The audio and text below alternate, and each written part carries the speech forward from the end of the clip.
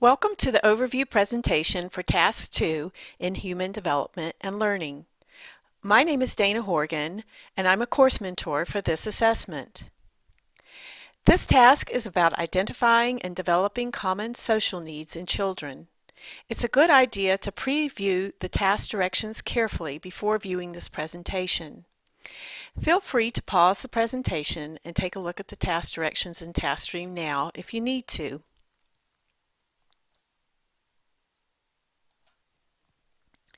The task directions ask you to identify and describe common social needs or skills of children. They also ask you to identify and describe influences on the development of those skills. The first point I'd like to make is that you need to provide good structure for this task. Even though the directions call for an essay, you can modify that to include headings or subheadings. You can also label each part A, B, C, etc. so that the parts correspond to the task directions. In the clarification document for this task, which you can find posted in the Human Development and Learning community, you'll find a sample outline form that you are welcome to use to help you structure your paper. It is not required that you follow this outline. The outline also shows the kinds of information that the evaluators are looking for in this task. The second point I'd like to make is that it's a very good idea to read the Elias article, which is referenced at the end of the task directions. I mention it because it's very easy to overlook the link, which will take you straight to the document. This article can also be used as one of your 2 required references. Let's discuss Part A for just a moment. Part A asks you to describe 3 skills or personal capabilities that contribute to positive social development. In other words, what social skills do children need to develop in order to be successful in today's society? You can choose specific individual skills or capabilities, or you can choose broader categories of skills. You might be interested in looking at page 9 of the Elias article to see how he views and groups some of these skills. What you come up with, however, should be in your own words. In fact, you can write most of this paper from your own experiences, insight, and thoughts.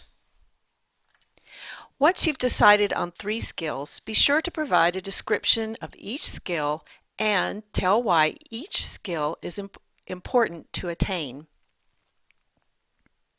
Part B asks you to describe 2 qualities of a family environment that contribute to the development of the skills you identified in A. Students frequently ask what is meant by the word qualities in this context. My suggestion is to think about the things that go on in the family environment that might influence the development of social skills. Think in terms of patterns, habits, conditions, or atmosphere. Also be sure that the qualities you write about have a connection to the skills that you're writing about in Part A. Once you've chosen 2 qualities, you need to describe each one. Explain what you have in mind. This is a good place to provide examples. Then be sure to tell why each of the qualities helps promote the development of the skills. In Part C, you're going to choose 1 quality in the family environment that inhibits the development of the social skills you've chosen. Follow the same format by describing the quality and then tell why it hinders the development of those skills. Parts D and E are just like B and C, except that you're addressing the classroom or school environment. So you're looking for qualities there that influence the development of the social skills you've written about. There's one more requirement for this task.